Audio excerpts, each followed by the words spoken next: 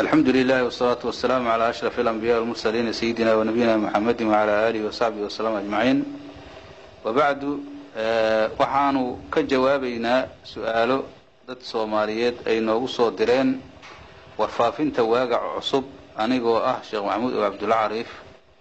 marka waxaanu ka bilaabaynaa su'aasha ugu horeysa gabar Soomaaliyeed oo joogta wadanka Greega ayaa waxay soo su'aashay oo magaceeda la yiraahdo Xaliime Maxamed. aniga iyo ninkaygu waxaan ka ganacsanaa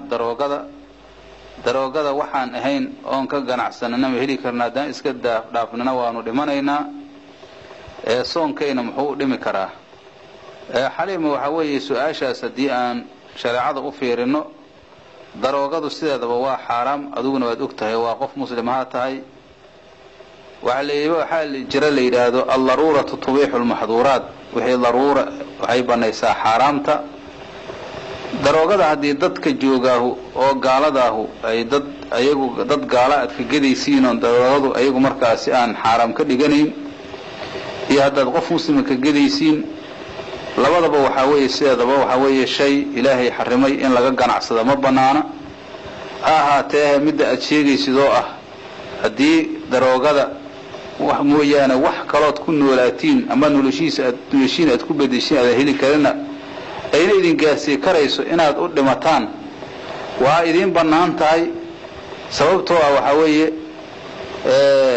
aayadan quraanka oo Ilaahay suuratul Maa'ida ku sheegay oo 10 iyo 1 shay lagu xarimay waxa kamida meeytadii, waxa kamida dhiigi doofaarkii ayaa kamida. hadda qofkii loo dhibaato gelin Ilaahay waxa uu dhahay xalaal ayay u tahay. marka hadii xaalatu daruura ay la fiiriyo oo wax kaad ku noolaatiin adag weeyhiina waa idin banaan tahay, laakiin daruuradaas ay ku banaanahay si kalena kuma banaana. marka hadii aad u dhimanaysiin odan nolol kala helayna saas ay idin ku banaan tahay, laakiin dadka muslimiinta ah ka iibiya dadka gaalada walba. bismillaahir rahmaanir rahiim. su'aasha labaad oo waaga cusubna uu soo hagaajiyay gabar la yiraahdo Farxiyo Xasan oo meeshay joogta aan noo soo sheegin ayaa ayaduna waxay tiri xaq ku saabsan arrimaha dhaqanka qoyska oo hooso ayna weydiisay, taasoo ay ku tiri ninkayga markii aan wada galmoonayno farjigayga ayuu carabka geliyaa oo saas ayuu asagu raaxa ka dhigtaa, aniguna waan kahday. arrintaas xalaal miya oo soonka wuxuu dhimaysaa iyo noloshayda? waxa weeye waxaan ku leenahay Farxiyoy adiga ninka horta waxa weeye naagtu jirkeeda inuu ku raaxaysto waa u banaan tahay dhammaan. waxa jamaaca loo diidayaa duurka in looga tago naagta Ilaahay waa xarimay. asagu hadii arrintaas uu jecel yahay oo markaasi raaxa ay la tahay meeshaas haduu asagu carabkiisa uu geliyo waxa weeye wax hadda shariicada ay u dhimaysa ma jirto, maxaa yeelay maxal istimtaaciisi ayaa tahay. laakiin haday maalin Ramadaan tahay hadee waad ogtahay soonka waa ku jabaaya oo soonka ma banaana xaraamna weeye maalin Ramadaan haday tahay dii la sameeyo. laakiin habeenkii aad isu wada tageysaan arrintaas soonkaagana wuxuu dhimaysaa habeen waa habeen oo jamaaca naagtu loo tagi karaa. midda kale intood waxay noloshaada kala u dhimaysa ma jirto, hadee arrintaasuna waa arrin banaan. marka saas ayaan taasna uga jawaabaynaa. billahi tawfiiq. bismillaahir rahmaanir rahiim. su'aasha saddexaad waxay nooga timiday gabar Duway ku nool ilaa Fartuun Maxamed. gabadhaas iyaduna arrimo qoyska ay ka hadlaysaa. Fartuun waxay tiri ninkayga laba haween ayuu ila qabaa, marka hadii habeenkaas uu ila qabanay haweenkiisa ayuu maartay habeenada uu kalka u leeyahay ama noobada u leeyahay ayuu aadaa. anina habeen walba inuu maartay igu istimtaaco wada jirnoon wada maartay wada dhaqan ayaan doonayaa, hadaan waayana waan xanuunsadaa. arrintaasna dhibaatay igu tahay. marka Fartuun waxa weeye arrintaasu shaqo xaq wuxuu leeyahay inuu guursado hadii nafaqada oo markaasi uu heli karo oo wixii maartay uu heli karo mu'anatu nikah waxa la yiraahdo nikah wixii maartay loo baahan yahay sida marashada iyo kaswada marashada iyo guruga iyo nafaqada waxaas uu heli karo. marka adiga waxa weeye taada markaasi inaad iska daysaa loo baahan yahay. waxa weeye ninka hadduu maaragtay haweenkiisa ku maqan yahay oo habeenkooda uu siiyo xaq ayuu leeyahay adiga waa sabraysaa inaad sabarto ayaa loo baahan yahay oo shariicada islaamka wixii ay u ogolaatay inaad u dayso ayaa loo baahan yahay arintaas marka waxaad ku xalinaysaa inaad sabarto oo waxa hawadaadu ay jeceshahay aad ka tagto maxaa yeelay inal hawa hawaan way hawadu waa dulli marka hawada raacina shariicada raac ninka hadii waxa adigu xuquuqad ku leedahay kala uu ku siinaayo taas asaga ayaa xaq u leh marka adiga waxa xaqaaga kaliya fiirso waxa xaqiisa aanaha fiirinin marka insha Allah ta'ala sidaas ayaana jawaabtu noqonaysaa shariicada islaamka billahi tawfiiq bismillahir rahmanir rahim su'aasha afraad wiil la yiraahdo xaajiya ayaana soo weydiiyay oo ku soo hagaajiyay warfaafinta waaga cusub wuxuu leeyahay lacagta gaalada laga qaato ceyrta loo yaqaano waxa laga soo aruuriyaa meelo oo markaasi aan ku haboonayn shariicada islaamka sida doofaarada laga qaado iyo canshuura iyo waxyaabo noocaasa lacagtaasi markaasi xalaal ma ii tahay waxa weeye sidaadaba waxa kufaartu ay leeyihiin ayagu sharci dad yaqaan oo diinta islaamka wax ku dhaqan maahan lacagtana maaragtay cayn ahaanteedu wax xaraam ma aha laakiin wajka lagu kasbay ayaa xaraama mar hadii dadku ayagu gaalada ay u tageen oo dhulkaas tageen dadka muaamaladooda iyo waxooda iyo sharcigooda iyo waxa qaabka ay ku dhaqmayaan ma faragelinayaan wixii ilaahay gaalada uu naga siiyo qaniimo amal ay noo yihiin waana ka qaadanaynaa waana ku banaan tahay marka mana raacaysid meelaha ay ka keeneen iyo raacimaysid laakiin adigu waxaad iska ilaalinaysaa shay ceyntiisu markaas ay xaraamta si adigoo doofaar ka cuna oo eeyihii cuna oo khamradii caba ayaa iska ilaalinaysaa laakiin lacag aad qaadatood macnaha ku sii iibsanaysid dad sharci yaqaan ayagu ma ahana meeshay ka keenaane mar hadaa ayagu kasabkooda oo xaraam yahay shariicada islaamka dad yaqaan ma ahan adigu markaas wax fiican oo shariicadu ogoshay ku gado wabillahi tawfiiq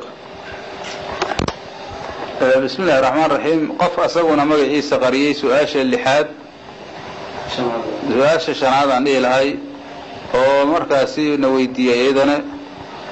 shariicada islaamka waxay ka qabto laba qofood oo islaam ah isqaba oo awlaad waayay manidooda markaasi inay abuuraan oo isku darsadaan manidooda in laga qaado marka waxyaabaha la yiraahdo bacrinta oo sidaas maaragtay awlaad ay ku samaystaan oo awlaad ilaahay ku siiyo waxa weeye ma banaan tahay taas waxa weeye awlaada sideedaba naagto iyo ninka isu xalaala ninka haduu manidiisa soo qaadeen naagta uu geliyo asagoon hataa u tagin saasna ilma ay ku abuurmaan xalaal ay haajirta aaladan marka hadda waxyaabahan cusub oo teknolojiyada oo hadda la leeyahay waxba manidii la isu geynaya markaas meel lagu abuuraya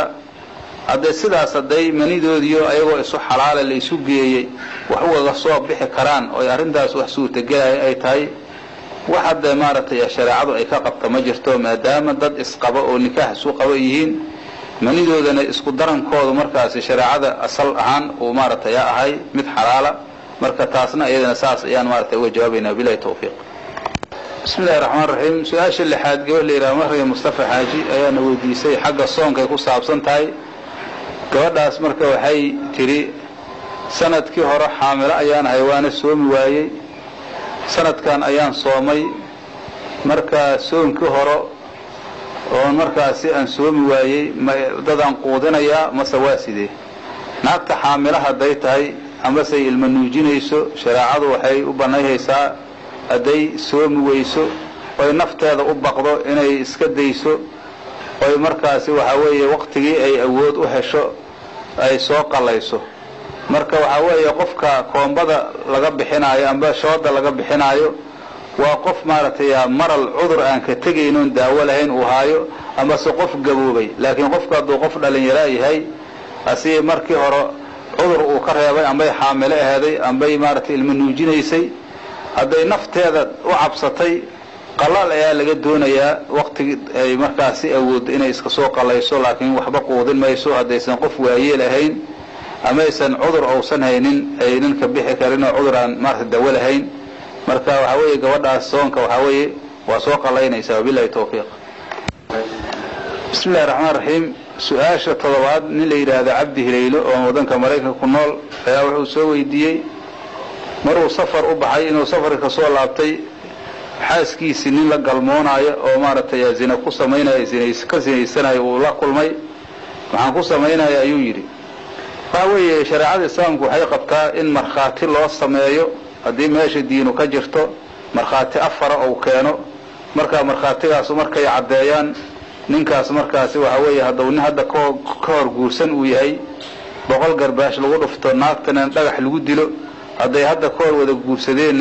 dhagax lagu wada dilo taas hadii la waayo waxa weeye maaragtay shareecadu u banaymayso ninkaas inuu ninkaanu dilo oo dil oo ku sameeyo